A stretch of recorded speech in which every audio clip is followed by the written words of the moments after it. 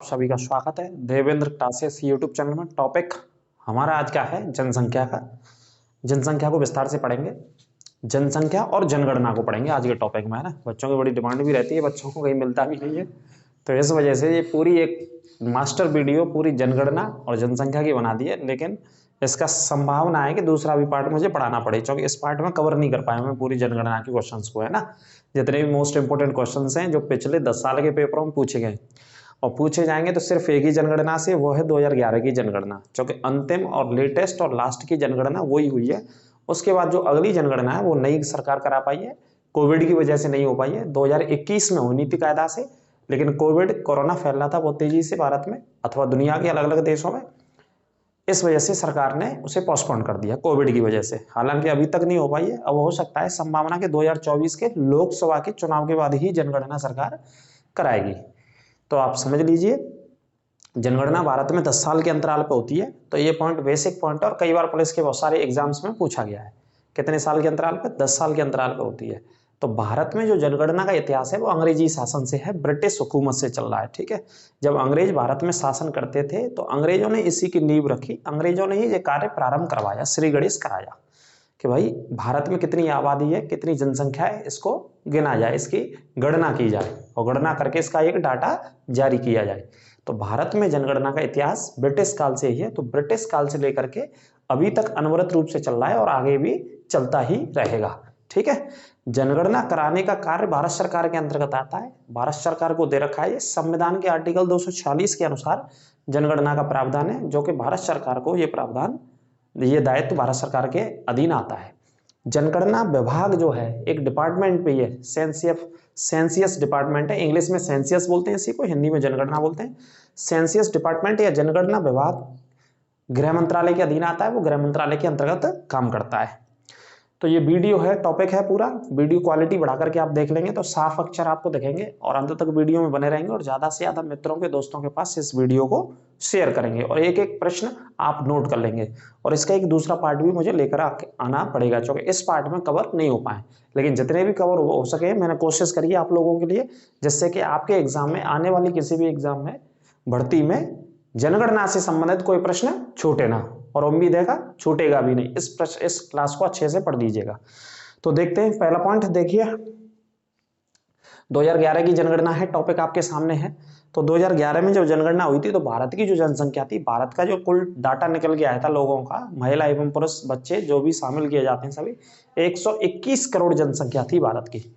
1 अरब 21 करोड़ जनसंख्या थी। इस पॉइंट को भी आप नोट करना, एक्चुअल असल में डाटा भी मैं आपको नोट करा दूंगा इसका, लेकिन 121 करोड़ जनसंख्या भारत की थी। और भारत की उस समय जो साक्षरता दर निकल के आई थी वो 74 साक्षरता दर थी, 74% साक्षरता दर थी भारत की 2011 में। तो डाटा आपको पेपर के हिसाब से 2011 का ही पढ़ना है। तो देखते हैं पहला प्रश्न, देखिए 121 करोड़ जनसंख्या थी, ये पॉइंट नोट कर लेना। 2011 की जनगणना के अनुसार साक्षरता जो भारत की थी वो 74% साक्षरता दर थी। 74 में से जो पुरुषों की साक्षरता थी वो 82% थी। नोट करते चलना बेटा एक एक पॉइंट को, एक एक प्रश्न पूछा गया पिछले 10 साल में बहुत सारे एग्जाम्स में। और फीमेल की साक्षरता 65% थी, ठीक है। मेल मतलब पुरुषों का जो स्तर था पढ़ाई लिखाई में वो 82% था साक्षरता का दर, और महिलाओं में जो स्तर था वो 65% था 2011 में। बार बार मैं कह रहा हूं टॉपिक 2011 के हिसाब से। तो आइए देखते हैं। तो देखो, भारत के इतिहास में जो पहली जनगणना हुई वो 1872 में हुई थी, पहली जनगणना। हालांकि इस जनगणना का काम 1 साल पहले शुरू करा दिया था लॉर्ड मेयो ने 1871 से। 1871 से प्रारंभ करा करके अंतिम रूप जो दिया गया था वो 1872 में दिया गया था, ठीक है। तो 1872 ही सही जवाब इसका माना जाता है। तो भारत के इतिहास की पहली जनगणना 1872 में हुई थी, और किसके शासनकाल में? लॉर्ड मेयो के शासनकाल में। लॉर्ड मेयो के शासनकाल में पहली जनगणना हुई थी। एक वायसराय थे उस समय भारत में, ठीक है, लॉर्ड मेयो, जिनकी हत्या भारत के अंडमान निकोबार में कर दी गई थी। एक यात्रा के लिए वहां घूमने फिरने जाते थे, अंग्रेजों का तो यही काम था। तो वहां पे एक अफगान व्यक्ति के द्वारा लॉर्ड मेयो की हत्या कर दी गई थी। यह भी प्रश्न कई बार आता है कि अंडमान निकोबार में कौन से वायसराय की हत्या कर दी गई थी? गवर्नर जनरल की हत्या कर दी गई थी, लॉर्ड मेयो की हत्या कर दी गई थी, ठीक है। ये पॉइंट नोट कर लेना चाहो तो आप। तो अगला पॉइंट है भारत में नियमित जनगणना। नियमित जनगणना कब से शुरू हुई? 1981 से, लॉर्ड रिपन के शासनकाल में। नियमित का मतलब है कि 1872 में तो सबसे पहले करा दी भैया, लेकिन जो 10 साल का अंतराल आया है, 10 साल के अंतर पे हमारे देश में जनगणना होती है, वो नियमित जनगणना 1881 से शुरू हुई और वर्ष थी बेटा माफ कीजिए 1881। ठीक है, और वायसराय थे उस समय लॉर्ड रिपन के शासनकाल की ये घटना है। ठीक है, अब आगे बात करते हैं स्वतंत्र भारत की जो पहली जनगणना हुई वो 1951 में हुई थी बेटा। एक एक पॉइंट छाप लेना दिमाग में, ठीक है, एक एक पॉइंट छाप लेना, पूरी मास्टर वीडियो है, इससे बाहर नहीं जाने वाला कुछ भी। पिछले 10 साल में जो पूछा है ना पूरा इधर से उधर से, वो पूरा मैंने रखा हुआ है इस क्लास में। और एक और टॉपिक, एक और क्लास बनानी पड़ेगी क्योंकि बहुत सारे पॉइंट्स छूट गए हैं जो अभी कवर नहीं हो पाए इस क्लास में। ठीक है, उसका भी आप वेट करेंगे। तो पहली जनगणना स्वतंत्र भारत की 1951 में हुई। भारत कब आजाद हुआ? 1947 में। तो 47 के बाद जो पहली बार जनगणना हुई 1951 में हुई। तो स्वतंत्र भारत की पहली पढ़ेंगे कि नहीं पढ़ेंगे? बिल्कुल। तो स्वतंत्र भारत का आपसे कभी प्रश्न पूछा जाए तो 1951 आंसर लगाएंगे। ठीक है, आगे अगले पॉइंट की बात करते हैं। विश्व के इतिहास में भी पढ़ लेते हैं एक पॉइंट। विश्व के इतिहास में पहली जनगणना स्वीडन ने कराई थी और 1749 में कराई थी। दुनिया के इतिहास में बेटा पहली बार जो गणना कराई, लोगों की गणना कराई गई, देश में यह पता लगाया गया कि कितने लोग रह रहे हैं मिला करके, तो दुनिया के इतिहास में आधुनिक ढंग से, आधुनिक पद्धति के आधार पर पहली बार स्वीडन ने कराई और वर्ष थी 1749। इसे आप विश्व कैटेगरी में उसी नोट्सों में नोट कर लीजिए कि दुनिया में सबसे पहले स्वीडन ने कराई, 1749 में कराई। ठीक है, ये पॉइंट। आगे बात करते हैं भारत की कौन सी जनगणना है? ये 15वीं जनगणना थी। कौन सी वाली? 2011 वाली। ठीक है, जो 2011 वाली जनगणना हुई वो टोटल कौन सी जनगणना थी? 15वीं जनगणना थी। ठीक है, 1872 को जोड़ करके जो सबसे पहली जनगणना थी 1872, उसे भी हम जोड़ेंगे तो टोटल अभी तक 2011 तक 15 बार जनगणना हमारे भारत में हो चुकी है। कितने टाइम्स हो चुकी है बेटा? 15 बार। ठीक है, तो ये नोट कर लेना, 1872 के सहित 2011 तक 15वीं जनगणना थी। लेकिन स्वतंत्र भारत से अगर ये प्रश्न आ जाए कि स्वतंत्र भारत की कौन सी जनगणना थी, तो स्वतंत्र भारत की ये 7वीं जनगणना थी। स्वतंत्र भारत की कौन सी जनगणना थी? 7वीं जनगणना थी। आगे बात करते हैं बेटा 2011 की जनगणना का जो नारा था, वो नारा क्या दिया गया सरकार के द्वारा? तो जो नारा दिया गया वो दिया गया हमारी जनसंख्या हमारा भविष्य। लिख लेना, इंपॉर्टेंट है, हमारी जनसंख्या हमारा भविष्य। इस जनगणना का नारा था, स्लोगन था, संदेश था जागरूकता के लिए, है ना, हमारी जनसंख्या हमारा भविष्य। ठीक है, ये पॉइंट नोट कर लेना। जनगणना का दायित्व तो जो होता है वो आर्टिकल 246 के अंतर्गत है, जैसा कि मैंने बताया है, और इसे भारत सरकार कराती है। कौन से आर्टिकल में दे रखा है बेटा? अनुच्छेद 246 में जनगणना कराने का जो कार्य रहता है वो भारत सरकार के अंडर में आता है। आर्टिकल 246 है संविधान में जनगणना का कार्य कराने के लिए, ये भी नोट करते चलना है ना, अनुच्छेद 246 में जनगणना का। आगे बात करते हैं वर्ष 2011 की जब जनगणना हो रही थी तो जनगणना के आयुक्त जो थे, आयुक्त मतलब जो हेड थे, जो हेड कर रहे थे पूरे देश में जनगणना को करा रहे थे, एक तरीके से जो अधिकारी थे वो कौन थे? सी चंद्रमौली थे। ये भी नोट कर लेना, 2011 के जो मुख्य व्यक्ति थे जनगणना को करा रहे थे, आयुक्त बोलते हैं इनको, जनगणना का आयुक्त नाम क्या था इनका? सी चंद्रमौली। और कौन सी वर्ष की बात हो रही है? 2011 की जनगणना की। उस समय से इन्हीं के अंडर में जनगणना हो रही थी पूरे देश में। ठीक है, आप ऐसे समझ लीजिए। जनगणना विभाग का गठन भैया 1961 में हुआ और ये गृह मंत्रालय के अधीन आता है विभाग। जनगणना विभाग भी एक डिपार्टमेंट ऑफ सेंसियस है गवर्नमेंट ऑफ इंडिया में। इसकी स्थापना स्टेबलाइजमेंट हुआ 1961 में, है ना, और किसके अंडर में आता है ये? मिनिस्ट्री ऑफ होम अफेयर्स के अंडर में आता है, मतलब गृह मंत्रालय के अधीन आता है ये विभाग। कौन सा? जनगणना वाला। और कब बना? 1961 में बना बेटा, लिखते जाओ। अब जैसे हम आमतौर पर बोलते रहते हैं बेटा, हम क्या बोलते रहते हैं? पूरा देश बोलता रहता है, बोलते तो सभी रहते हैं लेकिन पालन कोई नहीं करता उसका, बोल के ही अनुपालन कर देते हैं कभी कभी। छोटा परिवार सुखी परिवार सरकार की टैगलाइन थी, सरकार का एक पॉलिसी थी, सरकार की एक नीति थी कि भाई छोटा परिवार रखना चाहिए, उससे क्या होगा? सुखी परिवार रहेगा आपका, आसानी से जीवन कटेगा, ज़्यादा खर्चों का सामना नहीं करना पड़ेगा, जो कि ज़्यादा खर्चों का सामना करना पड़ता है। ठीक है, तो सरकार ने ये योजना लागू कर दी, ये पॉलिसी लागू कर दी, छोटा परिवार रखिए तो सुखी परिवार रखिए। कब आया ये? 1983 में आई ये नीति। 1983 में ये वाली नीति को सरकार ने लागू किया, पॉलिसी को, है ना, इंग्लिश में चाहो तो पॉलिसी और माफ कीजिए, हिंदी में उसी को नीति बोलते हैं। ठीक है, तो लिख लेना। आगे बात करते हैं जनसंख्या विभाजन, मोस्ट इंपोर्टेंट तो सभी क्वेश्चन है भैया, सारे क्वेश्चन पूछे गए किसी ना किसी एग्जाम में आए, लगा के यूपीएससी से, पीसीएस से, समीक्षा अधिकारी से, सीजीएल से, यूपी पुलिस से, एमपी पुलिस से, बिहार पुलिस से, किसी भी स्टेट के एग्जाम्स में, ऑल ओवर इंडिया की मैं बात कर रहा हूँ, 2011 की जनगणना का प्रत्येक एक एक क्वेश्चन उठा करके पूछ लिया गया कहीं ना कहीं पेपर में, तो सारे मोस्ट इंपोर्टेंट पॉइंट है। पॉइंट आता है जनसंख्या का विभाजन वर्ष किसे माना जाता है? 1921 को विभाजन वर्ष कहा जाता है। 1921 उस समय भारतीय संसद भवन बनकर के तैयार हो रहा था, आप ऐसे समझ लीजिए, है ना। कार्य प्रगति में था, भारतीय संसद की नींव रखी गई थी। 21 से लेकर 27-28 में जो पुरानी संसद है वो बनकर के तैयार हुई थी इस समय दिल्ली में। अब तो नई संसद बन के तैयार हो गई, आपको पता ही है। 28 मई को प्रधानमंत्री ने उसका उद्घाटन कर दिया, है ना, चूंकि ज्यादा सांसद आएंगे, ज्यादा लोकसभा के लोग आएंगे उसमें, तो इस वजह से। तो 1921 को विभाजन वर्ष बोलते हैं। भारत के इतिहास में विभाजन का मतलब है हमारे देश में जनगणना कितने साल पे हो रही है? 10 साल पे साहब। तो 21 से 10 साल पीछे जाओ, तो 21 से 10 साल बेटा पीछे जाएंगे तो किस में आएंगे? 1911 में। तो 1911 से 1921 के बीच में जनसंख्या बढ़ी नहीं, जनसंख्या माइनस में चली गई बहुत बड़े पैमाने पर, जो कि आज तक के जनगणना के इतिहास में इस वर्ष को पढ़ा जाता है माइनस के लिए, अगर पढ़ा जाता है तो। उसके बाद ऐसा देखने को कम मिला है। जनसंख्या माइनस में जाने के अलावा कहां गई है? प्लस में गई है हमेशा, है ना। जनसंख्या ने हमेशा वृद्धि करी है भारत में, और यदि जनसंख्या वृद्धि नहीं करती तो दुनिया का सबसे ज्यादा जनसंख्या वाला देश नहीं होता भारत। चीन को भी पीछे छोड़ चुका है अभी लेटेस्ट डाटाओं के हिसाब से, है ना। बात समझ में आ रही है? तो जनसंख्या विभाजन वर्ष अगर कभी देखने को मिल जाए तो आंसर लगा देना, छाप देना 1921 जनसंख्या विभाजन। इसमें माइनस में जनसंख्या -31% जनसंख्या कम हो गई थी 1921 में। ये भी बेटा नोट कर लो, ये भी ढूंढ के लाए, हम रिसर्च करके लाए तुम्हारे लिए। मृत्यु दर इतनी बढ़ गई थी कि -31% जनसंख्या माइनस में चली गई। जनसंख्या कितनी? 31%। ठीक है, मतलब बढ़वे के बजाय मृत्यु ज्यादा है भारत में। कब से? 1911 से 1921 के बीच में। ब्रिटिश काल था, अंग्रेजों की हुकूमत थी, है ना। अब अंग्रेजों की हुकूमत थी तो अंग्रेज अपने हिसाब से शासन कर रहे थे, ना कोई मेडिकल फैसिलिटीज थी, ना कोई बढ़िया व्यवस्थाएं थी, ना कोई सुविधाएं थी, ना जो कॉमन फैसिलिटीज एक व्यक्ति को, एक गांव के परिवार को, एक शहर के परिवार को मिलनी चाहिए, ना उनका कोई व्यवस्था थी। अभाव था कुल मिला के। और इसी बीच में कुछ महामारी भी फैल गई भारत के इतिहास में। महामारी जैसे कोविड फैला है, ऐसे उस समय एक बीमारी भी फैल गई थी उसी दौरान, उसी 10 साल के बीच में। इस वजह से जनसंख्या कहां चली गई? माइनस में चली गई। जैसे आपने मृत्यु देखा हो टीवी, अखबारों में, समाचार पत्रों में, कोविड का दौर तो आपने देखा ही होगा, सभी जीते जागते आंखों से देखते रहे होंगे अपने घरों पे बैठे बैठे, तो टीवी तो देखा ही होगा। तो आपने देखा होगा अलग अलग शमशानों को मीडिया वाले दिखाते थे, सुबह से शाम तक 24 घंटा, 24x7 24 घंटे चिताएं जल रही हैं, है ना।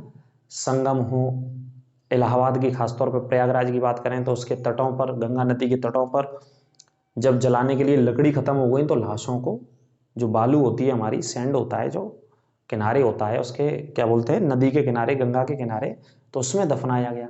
वहां से कुत्ते खींच खींच के ले जाते थे शवों को, मतलब दुर्गति हो गई। क्योंकि देश भी एक बहुत बड़ा है, जनसंख्या इतनी ज्यादा है। अब इतनी ज्यादा जनसंख्या के लिए इसके कंपेयर में संसाधन कम है भैया। अब संसाधन भी तो उपलब्ध करने पड़ते हैं। अब संसाधन उपलब्ध करने के लिए व्यवस्थाएं स्थापित करनी पड़ती हैं, है ना।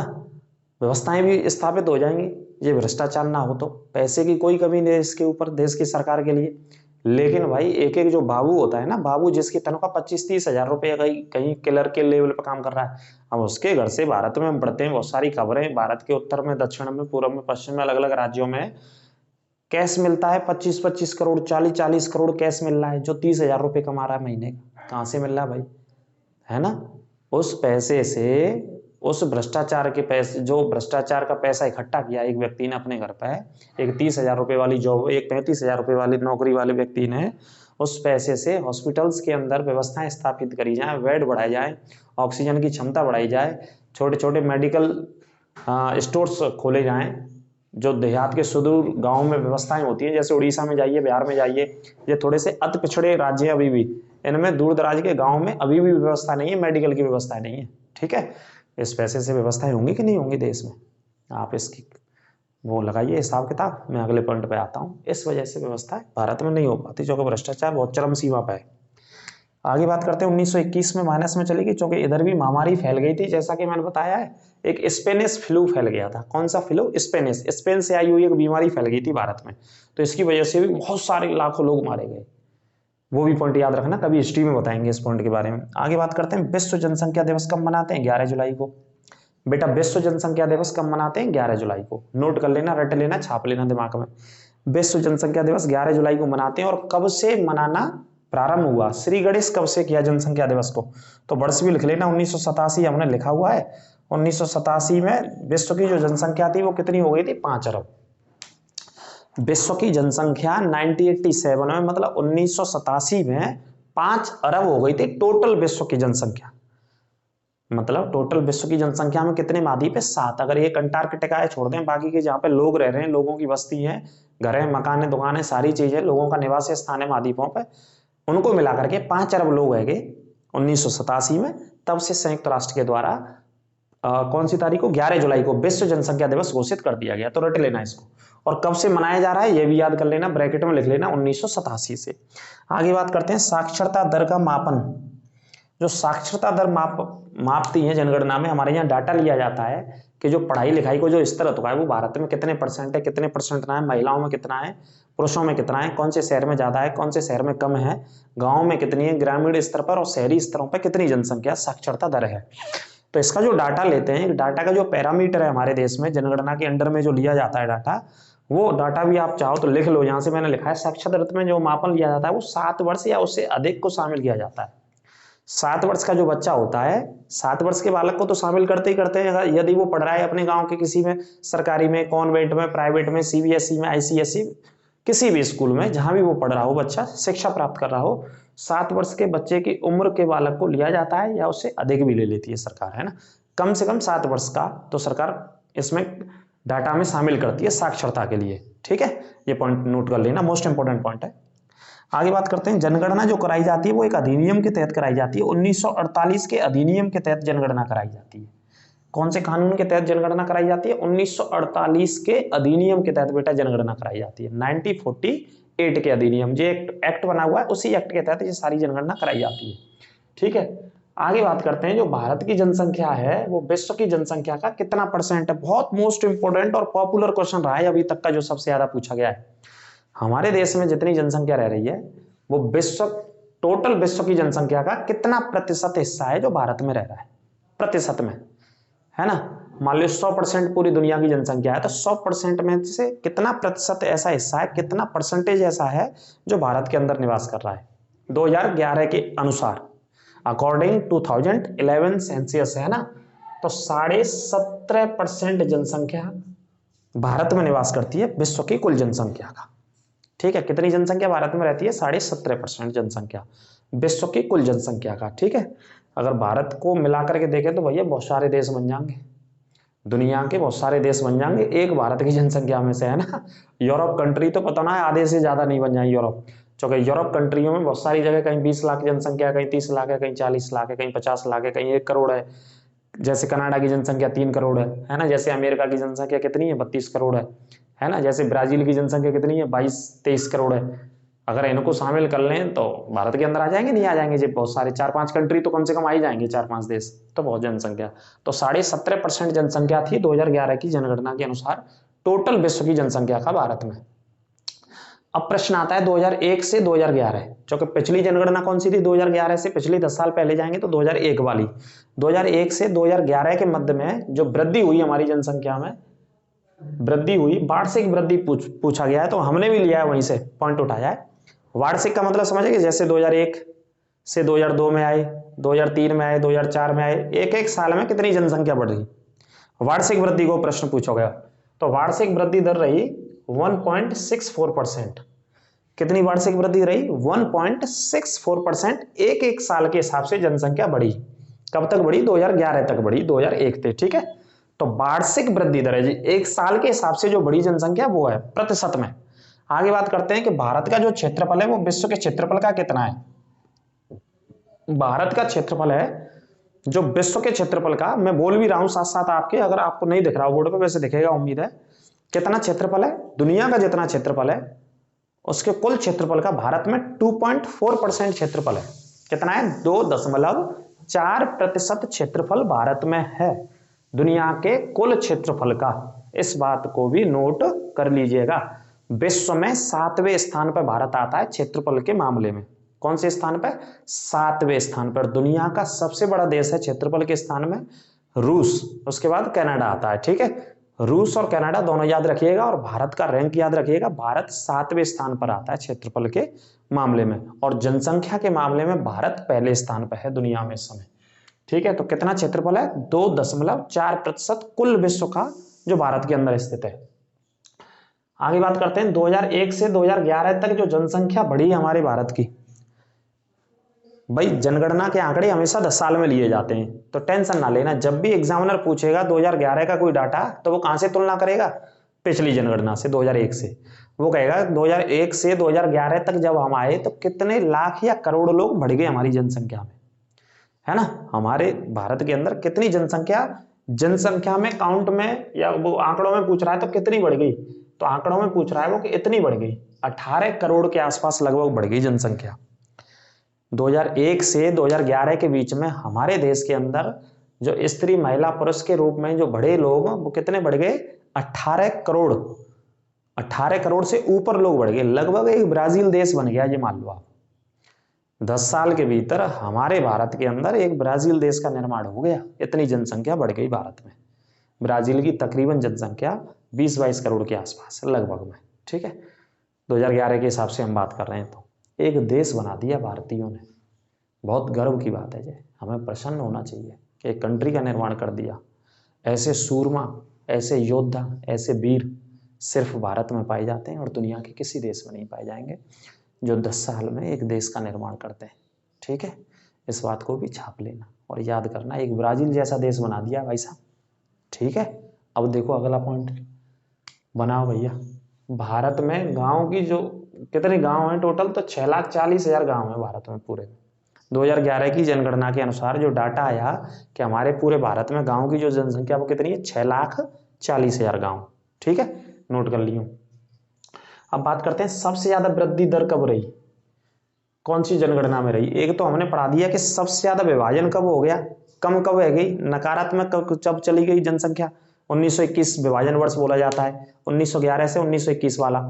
लेकिन सबसे ज्यादा बढ़ गई कब गई हमारे देश के अंदर, है ना। ये भी तो भाई पेपर में पूछा गया कई बार कि जनगणना का इतिहास उठाइए और हमें ये बताइए कि 10 साल के अंतराल पर भारत में जनगणना होती है, तो जनगणना भारत में कौन से 10 साल के अंतराल पर सबसे ज्यादा लोग बढ़े। और ये लोग हमेशा प्रतिशत में पूछे गए। आप जनगणना याद रखिएगा तो देखो, सबसे ज्यादा लोग बढ़े 1961 से 71 की जनगणना में। 61 से 71, 61 में प्रधानमंत्री जवाहरलाल नेहरू थे, 71 के आते आते इंदिरा गांधी प्रधानमंत्री थी भारत की।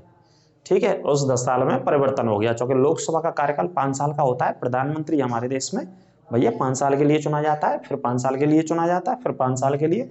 ऐसे ही हमारे देश में व्यवस्था है, लोकतांत्रिक व्यवस्था। ठीक है, तो 61 से 71 की जो जनगणना आई 10 साल वाली, उसमें सबसे ज्यादा जनसंख्या बढ़ी है हमारे भारत के इतिहास में।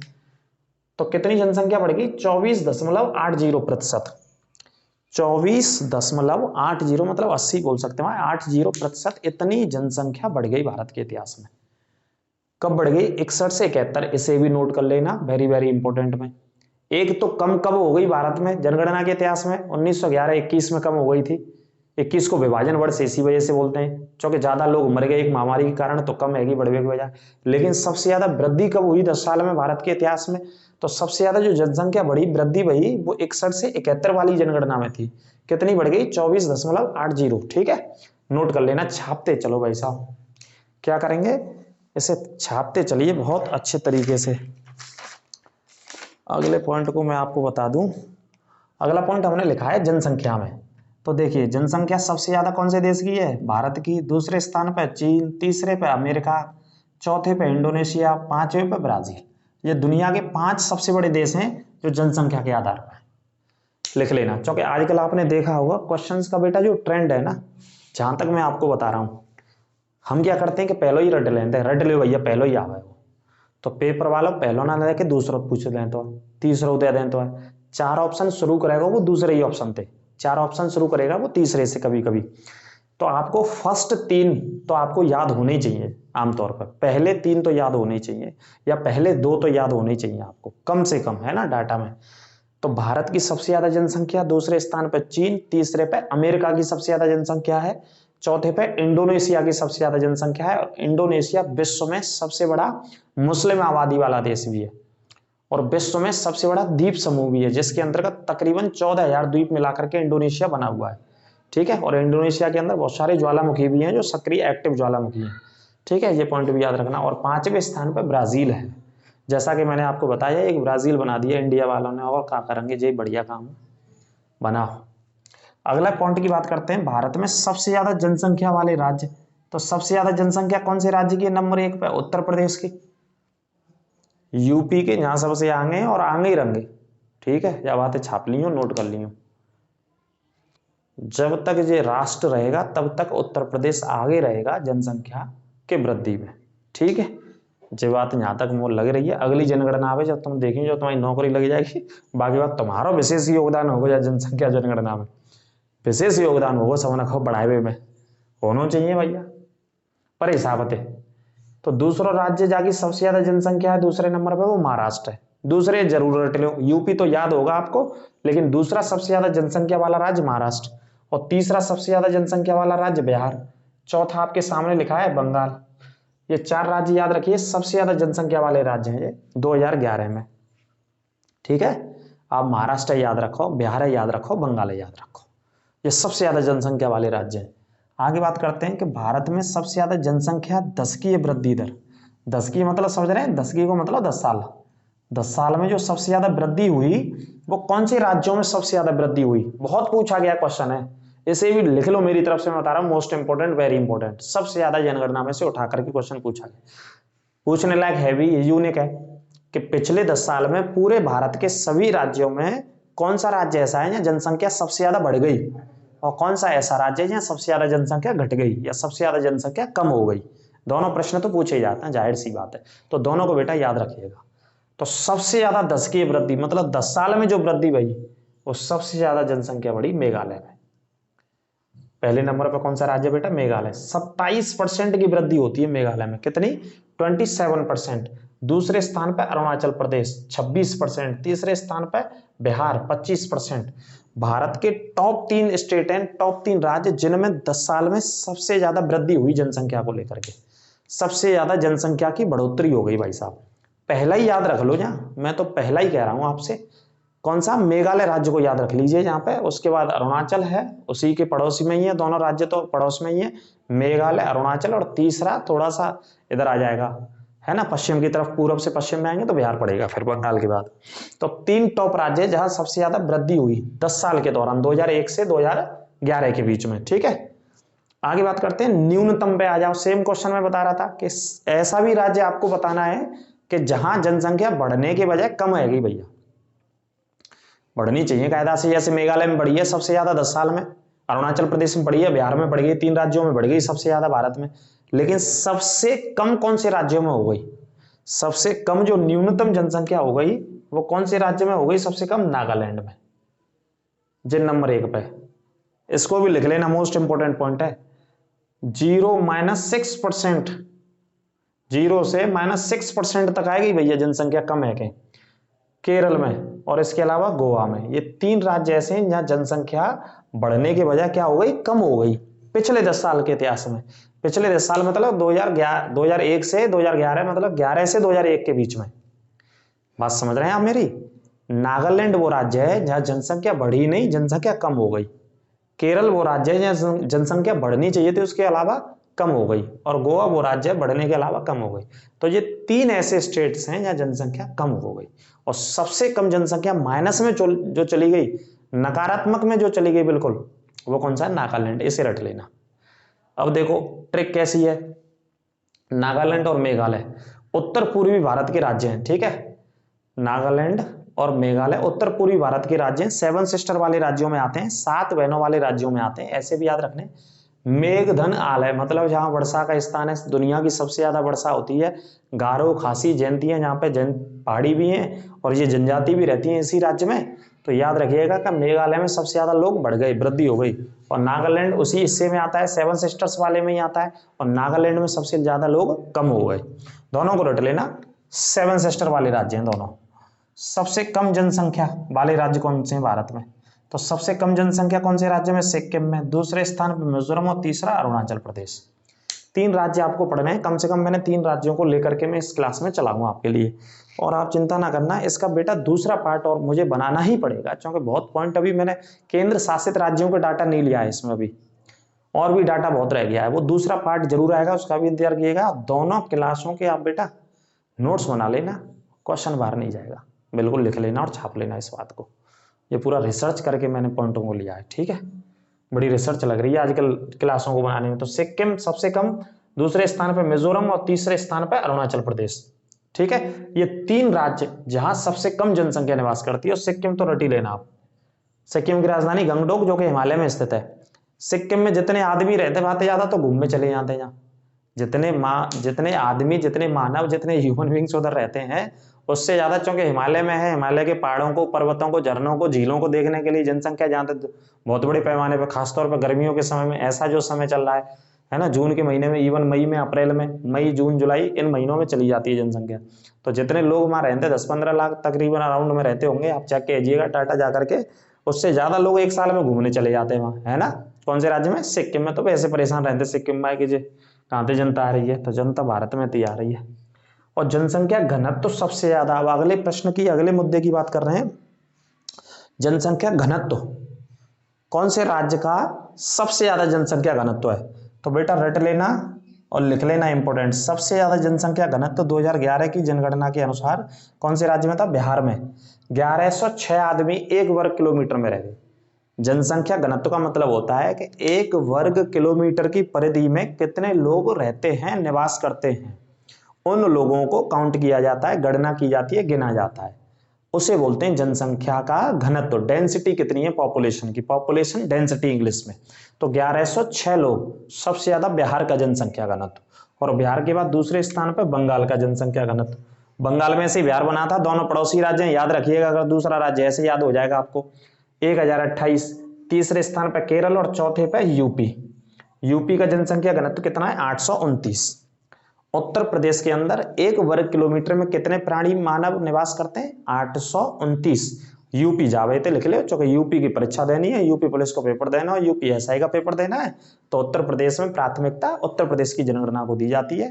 जैसा कि मैं आपको बता रहा हूं कि दूसरा पार्ट जो आएगा उसमें यूपी की जनगणना भी डिस्कस में करूंगा पूरी अच्छे से, ठीक है। इसमें तो ओवरऑल भारत के मैंने पॉइंटों को लिया है जो भारत से पूछे गए हैं। तो सबसे ज्यादा जनसंख्या घनत्व बिहार में, और दूसरा बंगाल, तीसरा केरल और चौथे स्थान पे हमारा उत्तर प्रदेश, ठीक है। आगे बात करते हैं न्यूनतम जनसंख्या घनत्व। जनसंख्या घनत्व ये भैया है ना, ये तो हो गया सबसे ज्यादा वाला। और अब बात करते हैं सबसे कम जनसंख्या घनत्व। तो सबसे कम जनसंख्या घनत्व अरुणाचल प्रदेश में, सिर्फ 17 आदमी रहते हैं। Only 17 peoples living there in Arunachal Pradesh according to 2011 census in the population density, ठीक है। 2011 की जनगणना के अनुसार सबसे कम लोग जनसंख्या घनत्व में अरुणाचल प्रदेश में निवास करते हैं, जिनकी संख्या 17 आदमी रहते हैं। तो सबसे कम अरुणाचल में, दूसरे स्थान पर मिजोरम और तीसरे स्थान पर सिक्किम। तीसरे स्थान पर सिक्किम है। सिक्किम में 86 आदमी रहते हैं, मिजोरम में 52 आदमी रहते हैं, लेकिन अरुणाचल प्रदेश में सिर्फ 17 आदमी रहते हैं भैया। पूरा पहाड़ों पे बसा हुआ राज्य है, उधर चाइना से सीमा लगती है, ना के बराबर जनसंख्या है, 17 पीपल, 17 लोग मान लो यहाँ रह रहे हैं, पर दूसरे तुम कई किलोमीटर चल के जाओगे तब जाके कचू लोग मिलेंगे वहां, है ना। तो ज्योग्राफिकल एरिया बड़ा होता है ऐसे राज्यों का, पर्वतीय राज्यों का, लेकिन पॉपुलेशन जो डेंसिटी है, पॉपुलेशन का जो घनत्व है, जनसंख्या जो रहती है वो बहुत कम, छोटे छोटे पैमाने पे अलग अलग हिस्सों में रहती है, ठीक है। आगे बात करते हैं लिंगानुपात। याद कर लेना, रट लेना भाई सब एक एक बात को, रिवीजन कराएंगे और नोट्स बना लेना। लिंगानुपात सबसे ज्यादा भारत में, केरल में, उसके बाद तमिलनाडु में, और तीसरा राज्य भी दक्षिण भारत का है, मे भी आंध्र प्रदेश। वो मैं तीसरा राज्य मिसमैच कर गया, मैं यहाँ लिख नहीं पाया तीसरा राज्य, है ना, यहाँ से मैंने डाटा लिया, वहां मैं लिख नहीं पाया। तीसरा राज्य भी, इसके अलावा कर्नाटका है आई थिंक, है ना। तो सबसे ज्यादा लिंगानुपात कहां पे? दक्षिण भारत के राज्यों में। आप ऐसे याद रखिएगा, भारत में जो सबसे ज्यादा सेक्स रेशियो है, लिंगानुपात है, वो दक्षिण भारत के राज्यों में ही है, उत्तर भारत वाले में नहीं है। दक्षिण भारत वाले राज्यों में सबसे ज्यादा लिंगानुपात है। तो पहला केरल है, तमिलनाडु और तीसरा होगा आई थिंक यहाँ पे कर्नाटक। तीसरा राज्य मैं आपको बता दे रहा हूँ कर्नाटक। तो केरल में जो लिंगानुपात की दर है वो 1084 और तमिलनाडु में 996। अब लिंगानुपात क्या होता है भैया, जानते होंगे बच्चे, और नहीं जानते हैं तो मैं बता देता हूं। जैसे 1000 बच्चों ने जन्म लिया तो 1000 बच्चों के अनुपात में कितनी बच्चियों ने जन्म लिया, कितनी बालिकाओं ने जन्म लिया 1000 बालकों पर। तो 1000 बालकों ने जन्म लिया तो केरल में 1084 बालिकाओं ने जन्म लिया। बात समझ गए, 84 ज्यादा बालिकाओं ने जन्म लिया। जी अच्छी बात है, खुशी की बात है। मात्र देवियों का जन्म दर बढ़ना चाहिए, ज्यादा आना चाहिए, ठीक है। तो 1084 केरल में बच्चों से बालकों से ज्यादा बालिकाओं की संख्या है। सबसे ज्यादा लिंगानुपात है 2011 की जनगणना में केरल राज्य का, नोट कर लेना। दूसरा उसी का पड़ोसी राज्य है तमिलनाडु, वहां पे क्या है 996, वहां पे भी कम नहीं है, बराबर ही है बिल्कुल। 1000 बच्चे जन्म ले रहे हैं तो 1000 ही लड़कियां जन्म ले रही है, मतलब 996 तो अराउंड ऑफ 1000, नियर अबाउट 1000 है ना। और तीसरा भी जो राज्य में आपको बता रहा हूं वो कौन सा होगा यहाँ पे, कर्नाटका। कर्नाटका में भी से लगभग ही उसके आसपास ही डाटा है। तो दक्षिण भारत के राज्य सेक्स रेशियो में, लिंगानुपात में या बालिकाओं की जन्म दर में आगे हैं बच्चों की जन्म दर से, बालकों की जन्म दर से। तो नोट कर लेना इस बात को भी, इजीली याद रहेगा दक्षिण भारत के हिसाब से आपको, क्योंकि इसमें आप बताओ कोई उत्तर भारत का है नहीं है। और दूसरा इजीली याद रहेगा कि जो वो 2 राज्य हैं जिनमें सबसे ज्यादा लिंगानुपात है, जिनमें नीलगिरी की पहाड़ियां फैली हुई हैं सबसे ज्यादा। कौन सी पहाड़ी फैली हुई है, नीलगिरी की पहाड़ियां फैली हुई हैं, है ना। नीलगिरी की वैसे 3 राज्यों में, लेकिन 2 राज्यों में नीलगिरी का सबसे ज्यादा विस्तार है, केरल और तमिलनाडु। केरल में सबसे ऊंची चोटी अनाईमुडी और तमिलनाडु में सबसे ऊंची चोटी दोदा बेटा। आई बात समझ में, ऐसे याद कर लो। मतलब आप कैसे जोड़ के पढ़ सकते हैं, अगर अच्छे से कमांड बना रहे हैं या जीएस से पढ़ रहे हैं और हमारे संग पढ़ रहे होंगे तो बेटा 100% याद आ जाएगी, तुम्हें याद करा देंगे हम, हिस्ट्री से कनेक्ट करके, इकोनॉमिक्स से कनेक्ट करके, मॉडर्न हिस्ट्री से, एंशिएंट हिस्ट्री से आपको कनेक्ट करेंगे और याद कराएंगे चीज। जैसे जनगणना याद करनी है तो नीलगिरी की पहाड़ी याद रखो दोनों राज्यों में, तो उसके हिसाब से दोनों राज्य। अब न्यूनतम, सबसे ज्यादा तो लड़कियां वहां पे जन्म ले रही हैं, लेकिन सबसे कम लड़कियां कहां पे जन्म लेती हैं, जिनकी भ्रूण हत्या कर दी जाती है, माता की कोख के अंदर ही उनकी हत्या कर दी जाती है। क्योंकि जब से भारत में ये चलन आया है कि मेल और फीमेल का पता लगाया जाता है साइंटिफिक मेथड के माध्यम से, डॉक्टरी तकनीक के माध्यम से, टेक्नोलॉजी के माध्यम से, जो डॉक्टर्स हमारे होते हैं कोख के अंदर ही बता देते हैं बच्चे को कि बच्चा मेल है या फीमेल है, तो उस आधार पर सबसे ज्यादा बच्चों को भ्रूण हत्या कर दी जाती है ना। कोख के अंदर ही बच्चों को मार दिया जाता है, आमतौर पर बच्चों का मतलब लड़कियों को मार दिया जाता है सबसे ज्यादा, ठीक है। तो ये इसका प्रचलन पूरे भारत में होने को लिए तो भारत के सारे हॉस्पिटल्स में होगा, लेकिन सरकार ने कानूनी कार्रवाई की हुई है, कानूनी कार्रवाई समय समय पर करती है और सारे हॉस्पिटल्स को लीगल रूप से निर्देश भी दे रखा है कि भाई अगर ये आपने कानूनी काम किया, गैर कानूनी काम किया तो कार्रवाई की जाएगी। आपको इस तरीके से कोई भी रिपोर्ट किसी भी पेशेंट को पैसों के झांसे में आकर के नहीं बतानी है, किसी भी माता को नहीं बतानी है कि आपके कोख में बच्चा मेल है या बच्चा फीमेल है। उससे बहुत बड़ा कुप्रभाव पड़ता है, माता पे तो पड़ता है, लेकिन इवन भारत के पूरे इकोसिस्टम पर, भारत की जनसंख्या पर, बच्चियों की जन्म दर पर प्रभाव पड़ना ही पड़ना स्वाभाविक है। इस वजह से सरकार ने रोक लगाई है जहाँ पे भैया है ना। तो हरियाणा जहाँ में पहले स्थान पे यहाँ तो सबसे कम जनसंख्या घनत्व में, माफ कीजिए लिंगानुपात में, 879 बच्ची यहाँ पे जन्म लेती हैं। कितनी, 879। दूसरे पे जम्मू है और तीसरे पे सिक्किम है। ये 3 राज्यों में सबसे कम है लिंगानुपात। 1000 बालक जन्म ले रहे हैं तो मौड़ी कितनी जन्म ले रही है यहाँ पे, तो मौड़ी जन्म ले रही है 879। 1879 मतलब 80 मान ले तो 20 का डिफरेंस है, बहुत डिफरेंस हो गया जी 20 का। बच्चे बराबर जन्म ले रहे हैं और बच्चियां उनसे कम जन्म ले रही हैं। तो ऐसा गैप क्यों है, ऐसा गैप इस वजह से, जैसा कि मैंने आपको बताया है ना, हरियाणा में बच्चियों को इम्पोर्टेंस ही नहीं दी जाती है। बच्चियों का पता लगा मरवादी कोख में ही, ऐसा बहुत होता है, तभी तो ये गैप है सबसे ज्यादा। यही डाटा आते हैं बहुत सारी मैगजीन्स में, न्यूज़पेपर्स में। तो सरकार ने प्रभावी कार्रवाई करी है, सरकार रोक भी लगाती है। इस तरीके का कोई भी डॉक्टर्स काम भी नहीं कर सकता है, ठीक है, नहीं तो हॉस्पिटल समेत सब सील हो जाता है उनका। इसी वजह से इस गैप को, इस स्तर को बढ़ाने के लिए सरकार आमतौर पर लड़कियों को लेकर के, बालिकाओं को लेकर के भिन्न भिन्न प्रकार की योजनाएं लाती है, उनके शिक्षा के लिए, उनके पोषण के लिए, अगर गरीब घर में जन्म ले रही हैं तो है ना, उनकी व्यवस्था के लिए, बहुत सारी आगे की पढ़ाई के लिए।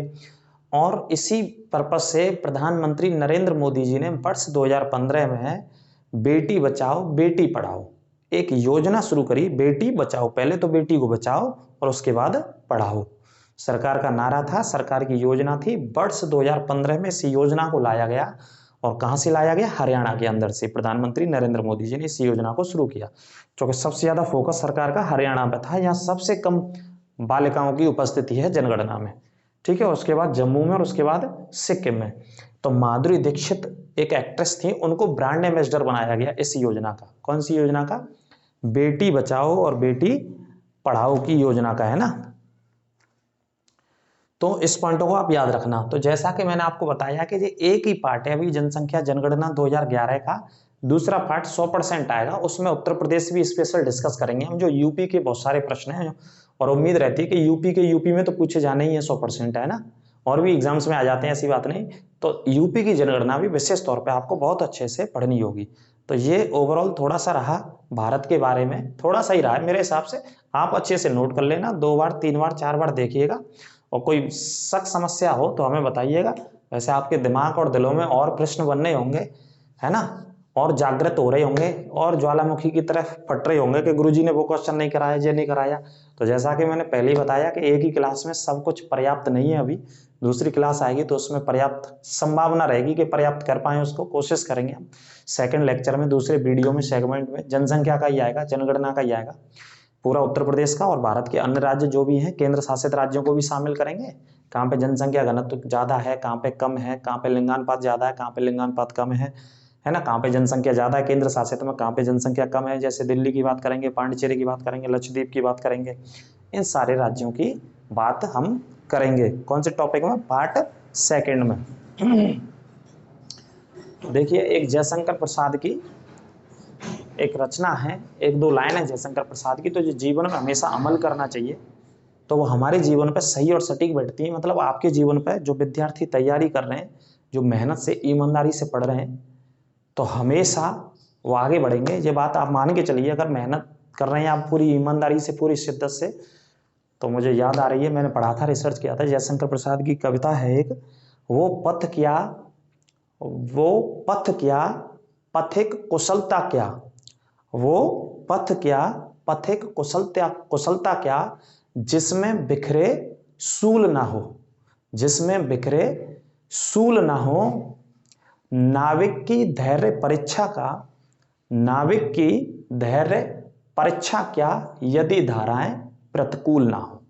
तो आप बात समझ पाए जी। जयशंकर प्रसाद जी की जो जाने माने महाकवि थे, जिनका जन्म वाराणसी में हुआ था, बहुत सारी इनकी रचनाएं हैं, तो उन्हीं की रचनाओं में से ये अंश है।